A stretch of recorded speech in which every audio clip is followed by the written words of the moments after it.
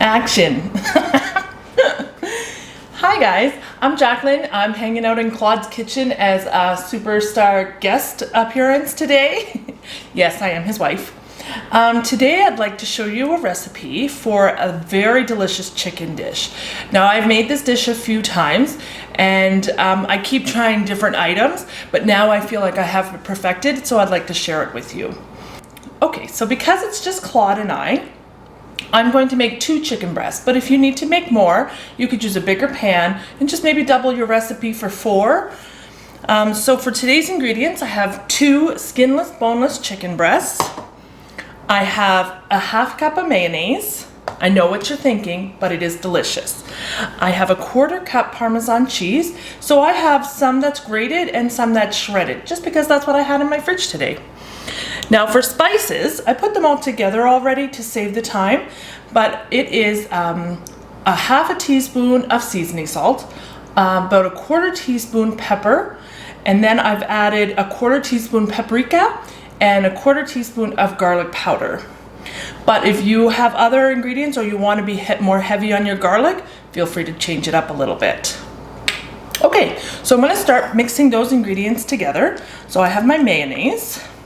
And I'm using a low-fat mayonnaise today just because I'm working on a weight loss challenge. So I didn't want to use the full, we all know, more delicious stuff. I'm going to add my Parmesan cheese. So like I said, a ¼ cup, some shredded and some is grated. I'm going to add my spices.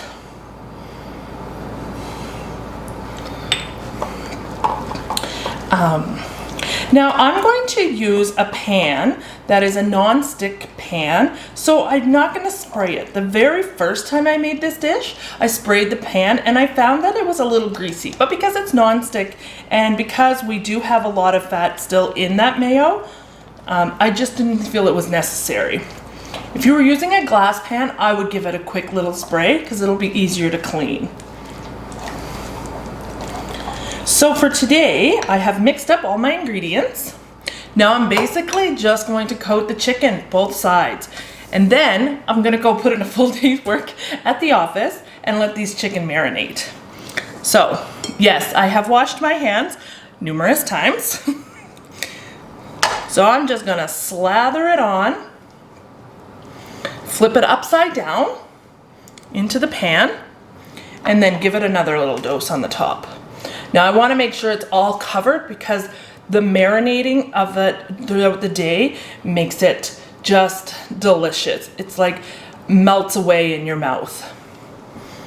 Okay, going for my next chicken. Give it a good dose on the bottom. Now, after this is going to marinate all day, I'm going to add a crust to it to give it a crunch. So I have discovered how much I love a cornflake crust. So, after these marinate, and I'm not going to leave any of this delicious mixture behind. I'm going to make sure it's fully coated.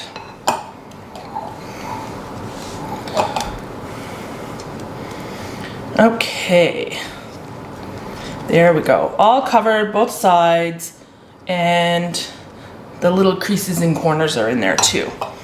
Now I'll just wash my hands. Okay, so now I have the chicken are ready to marinate all throughout the day. I'm gonna cover it up with saran wrap so I don't get anything on top of it, and I'm gonna leave it in the fridge for the day. I find it a lot easier to marinate it in the dish that I'm gonna cook it in, just so I don't have to do any extra dishes.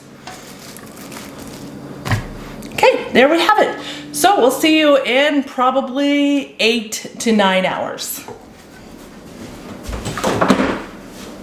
Hey guys, so the chicken has been marinating about 8 or 9 hours now while I was at work, so it's good to go. Work was crazy today, so am I ever glad that supper is almost all prepped. So because I like some texture and crunch, I like to add cornflakes to the top. So I'm going to take 2 cups of cornflakes in a bowl.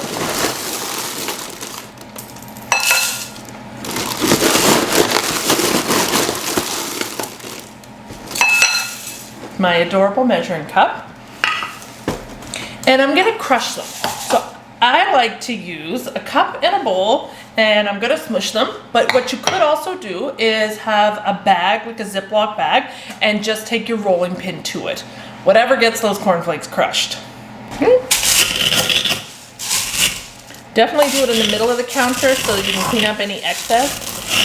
You may want to use a bigger bowl, but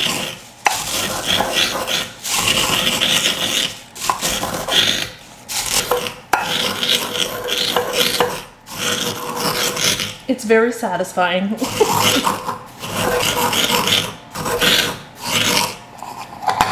Okay, so here is what 2 cups of crushed up cornflakes looks like.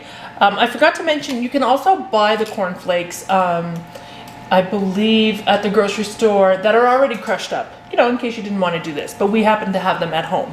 Okay, so now that my cornflakes are all crushed up, to make them super crispy, I'm gonna add them to some melted margarine. You can use butter or margarine, whatever your preference. Because I'm doing this weight loss challenge, every calorie counts, so I'm using margarine for tonight.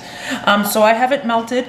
For every cup of cornflakes that you have, use a tablespoon of butter or margarine. So, and when I say cup, I mean a cup pre-crushed, because a cup crushed would be just probably too much. I'm gonna add them in there and mix them together. Once this butter is added, it makes it so crispy. So it's different than putting them without the butter. If you just put the plain cornflakes on, it doesn't have the same crunch. I have other recipes that I use the cornflakes on, like a hash brown casserole. So stay tuned for that recipe as well. So once the cornflakes are all, you can kind of tell they're a little sticky, they're kind of damp, they have a different color, so you can tell that it's all mixed in with the melted margarine. And it looks like that. Okay, so now I'm going to add them. I'm only adding these to the top of the chicken. I don't feel it's necessary to add it to the bottom because they'll probably just get a little soggy anyway. And we really like our crunch, so I'm gonna be pretty generous with these. The first time I tried adding cornflakes, my oven is ready. The first time I tried adding cornflakes to this chicken dish, I just added it to half of each chicken breast so we could try it out. And it was so much better than without. So it was a really nice addition. I try to get the sides too, just not the bottom.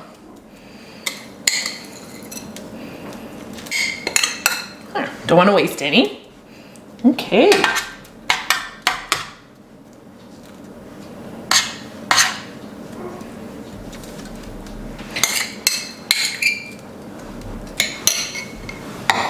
Okay, so my chicken breasts are ready to go in the oven. So I'm gonna put this at 375. It's about 45 minutes, so I like to check my timer about 35 minutes and then double check just in case your chicken breasts are thicker or thinner. We'll start there. All right, the chicken is almost ready, and so I have my thermometer here because I want to make sure it's at least 165 degrees Fahrenheit inside. Oh, there it is.